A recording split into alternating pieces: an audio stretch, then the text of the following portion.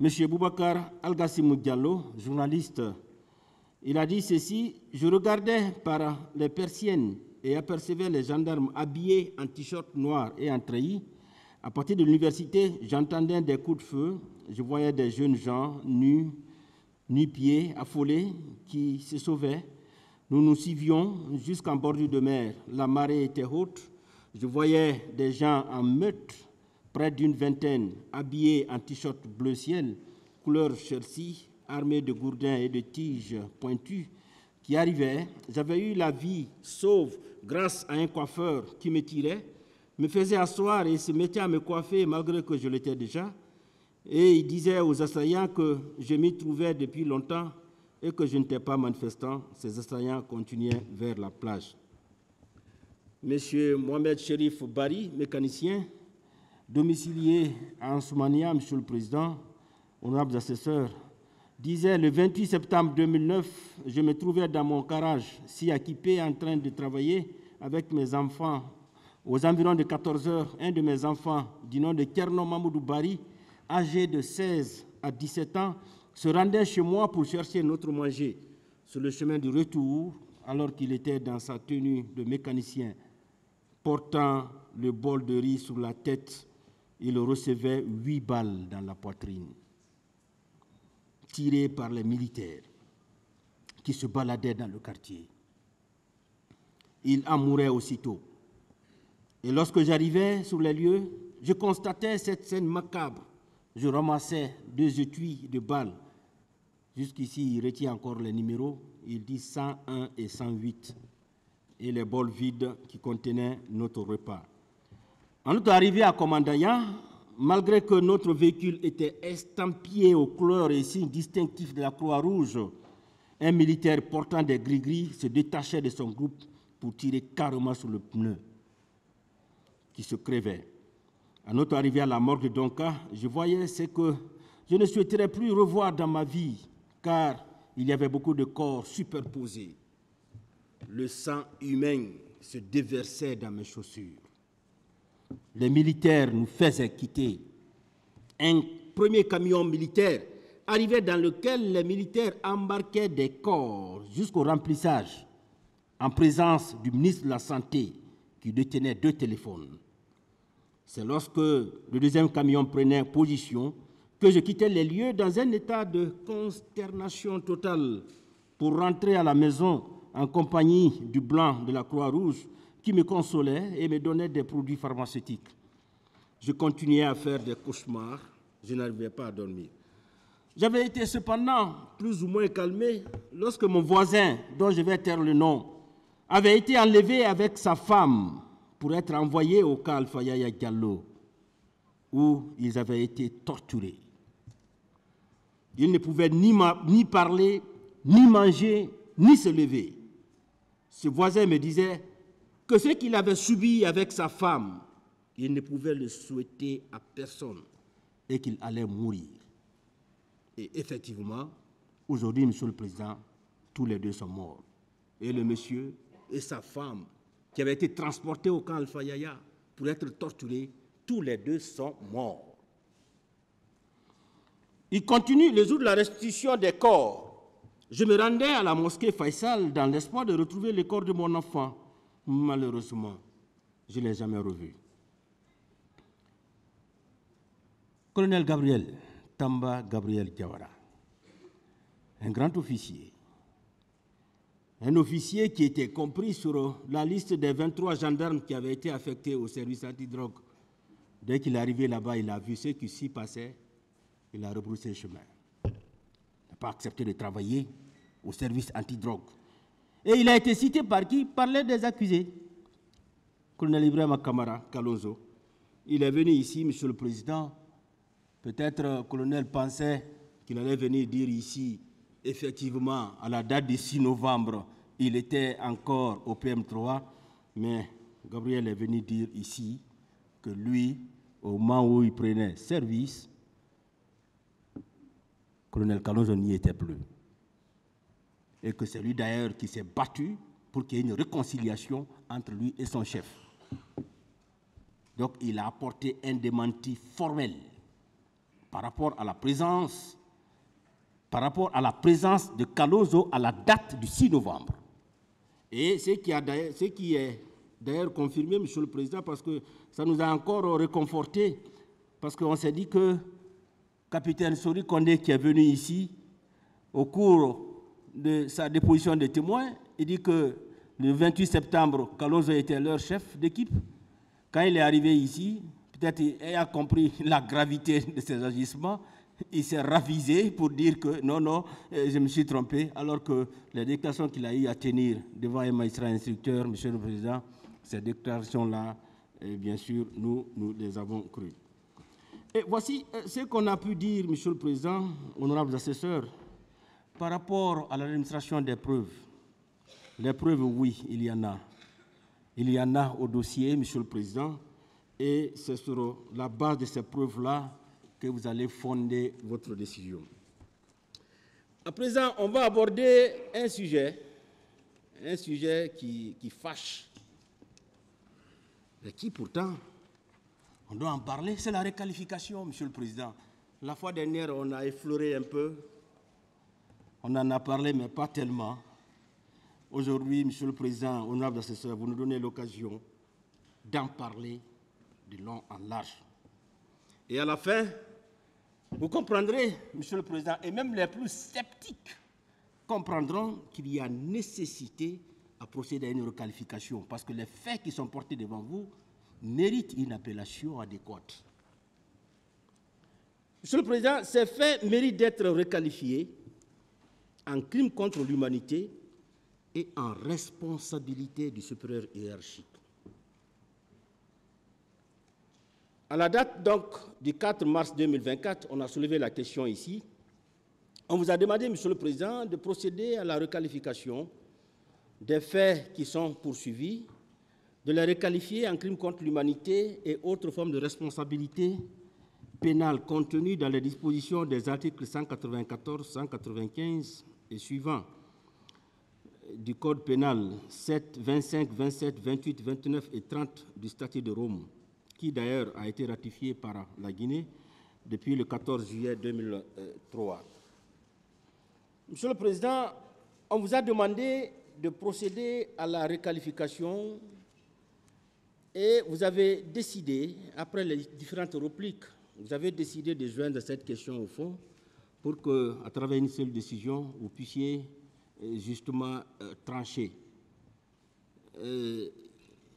Nos adversaires n'étaient pas contents. Ils ont exercé des recours au niveau de la Cour d'appel. Malheureusement, ils ont été déchus, comme pour dire qu'il faut qu'ils acceptent de revenir à la requalification. Monsieur le Président, quand on parle de crimes contre l'humanité, c'est une véritable plongée dans l'inhumanité. C'est une véritable plongée dans la décimation de l'espèce humaine. C'est de procéder, Monsieur le Président, à la suppression massive des âmes. Monsieur le Président, les crimes contre l'humanité sont des infractions qui sont très, très, très graves. C'est pourquoi, aujourd'hui, dans toutes les instances internationales, on ne s'amuse pas avec cette infraction-là. Et vous remarquerez que pour la première fois qu'on en parle, c'était lors du procès. Il va en parler tout à l'heure. Un procès qui s'est tenu aux États-Unis. Mais la question surtout, on l'a davantage abordée au cours du procès de Nuremberg. Ils étaient au nombre de 22 accusés, Monsieur le Président, à comparaître devant le tribunal de Nuremberg.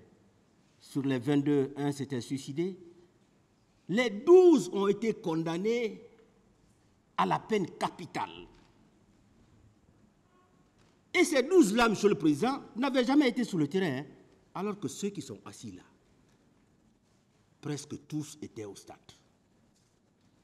Les 12 qui ont écopé la peine capitale n'ont pas été sur le terrain des opérations, mais ceux-là étaient sur le terrain. car le colonel Blaise n'a rien fait de mal, absolument rien. Il n'est le bourreau de personne, ni le complice de qui que ce soit dans cette affaire. Il ne mérite aucune peine privative ou restrictive de liberté. De surcroît, la réclusion criminelle à perpétuité, cette peine afflictive et infamante, requise à tort contre lui par le ministère public, à dessein de porter atteinte à son intégrité physique, à son honneur, à sa bonne réputation, à sa probité morale et à sa dignité. Monsieur le Président, honorable membre du tribunal, la fin d'une chose vaut mieux que son commencement. Je dis bien, la fin d'une chose vaut mieux que son commencement. Il y a eu trop de ratés dans cette procédure, depuis l'instruction préparatoire, trop d'irrégularités manifestes, trop de violations des droits de la défense, trop d'allégations fallacieuses, trop de oui-dire, trop de contrariétés, trop de contre-vérités. Il vous appartient donc de tout corriger, de tirer les conséquences de droit, de restituer la vérité historique en fondant uniquement votre décision à intervenir sur les preuves rapportées devant votre auguste tribunal pendant l'instruction définitive et qui ont fait l'objet de débats contradictoires. Et ce pour le triomphe du droit en vue d'un procès juste et équitable. J'aimerais paraphraser le colonel Moussa Tebro Kamara. Je me rappelle quand je l'ai trouvé à la maison centrale au début de cette procédure, quand on s'est salué, j'ai dit, mon colonel, beaucoup de courage. Il dit, maître, je remercie Dieu. Quand vous êtes dans une famille et que tes propres frères te traitent d'enfant illégitime, vous devez régler ce problème du vivant de tout le monde, notamment du vivant des parents, pour que les choses soient claires. Je remercie Dieu, il a raison. Dieu merci, ils sont restés vivants jusqu'à la tenue de ce procès. Je remercie Dieu pour leur vie, parce que ça va se savoir, parce que la vérité va triompher. La vérité va triompher dans cette affaire.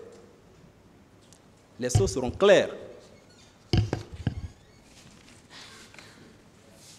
Et le colonel Blaise également se réjouit et rend grâce à Dieu de ce que ce procès a pu se tenir de son vivant pour lui permettre de se défendre, de prouver son innocence des graves accusations arguées par le ministère public contre lui. J'ai été désagréablement surpris, voire choqué par un confrère, un de mes distingués confrères, en tout cas de la partie civile, qui, à l'entendre parler, se réjouit de la mort de feu Joseph Makambo Loua. Oui. En disant que Makambo, que le camp Koundara ne mérite pas d'être baptisé du nom de Makambo. Il a même traité Makambo de tous les maux d'Israël. Il a fait ceci, il a fait cela, il était ceci, il était cela. Mais malheureusement, Makambo n'est plus vivant pour se défendre. Il n'est plus vivant pour se défendre des accusations graves contre lui. Il n'est plus vivant pour se défendre. Que le Dieu de toute consolation, de toute bonté, continue d'accomplir son œuvre de consolation dans la vie, en tout cas, de la veuve et de ses enfants. Quant au colonel Blaise, Dieu merci, il est vivant pour se défendre. Gloire à Dieu. Que votre décision, Monsieur le Président, ne soit pas le résultat d'une chasse aux sorcières. qu'elle soit plutôt le reflet de la réalité des faits et des éléments de preuve qui ont fait l'objet des débats contradictoires pour le triomphe du droit. Monsieur le Président, honorables assesseurs, Son Éminence, le cardinal Robert Sarah, nous a recommandé ceci. Il dit, à défaut de croire en Dieu, crois à la justice, tu y trouveras Dieu. À défaut de croire en Dieu, crois à la justice, tu y trouveras Dieu. C'est très profond. Cette expression est très profonde de sens, car la justice est la nature même de Dieu. La justice, c'est la nature de Dieu lui-même. C'est un attribut divin. Et le colonel Blaise croit en Dieu. Et il vous fait pleinement confiance pour lui rendre justice. Monsieur le Président, à l'audience d'ouverture des débats dans l'affaire Laurent Gbagbo et Charles Blé Goudé, Monsieur le juge président s'est exprimé en ces termes. Avec votre permission, je vais lire. Il dit, il n'est pas du tout un procès à la Côte d'Ivoire ou même au peuple ivoirien, mais à deux personnes physiques qui sont accusées par le bureau du procureur de crime. La tâche de cette chambre est de vérifier, sur la base des preuves que les parties et les participants soumettront à la chambre pour son évaluation, si les charges formulées par le bureau du procureur sont bien fondées ou pas. Il poursuit. Je peux assurer tout le monde, aussi de la part de mes collègues, que la chambre évaluera toutes les preuves en toute impartialité et en toute conscience, et sera guidée uniquement par la loi, et que la Chambre ne permettra pas l'instrumentalisation aux fins politiques de ce procès. Ah oui, c'est une expression très profonde. Et c'est ce que nous attendons de vous, de votre décision à intervenir dans cette affaire. Oui, Monsieur le Président, honorables assesseurs, à l'instar des juges de la CPI, dans l'affaire Laurent Gbagbo et Charles Blé Goudé, qui se sont laissés guider uniquement par la loi pour restituer la vérité historique, par l'acquittement de ces deux accusés, vous pouvez le faire autant. Vous pouvez le faire, Monsieur le Président. Je vous connais dans ce sens. Vous pouvez le faire. Votre décision à intervenir dans cette affaire ne doit souffrir d'aucune fin politique, communautariste, ethnique, régionaliste ou religieuse. Elle ne doit être influencée par qui que ce soit pour quoi que ce soit. Oui, je le dis, parce que ça a trop murmuré dans nos oreilles. Il faut qu'on ait le courage de le dire. Ça a trop murmuré dans nos oreilles. Parce qu'il y en a qui pensent que ce procès, c'est un procès dirigé contre une communauté. Ce procès a des fins politiques. Donc, chacun fait son commentaire comme il l'entend. Ça a trop murmuré.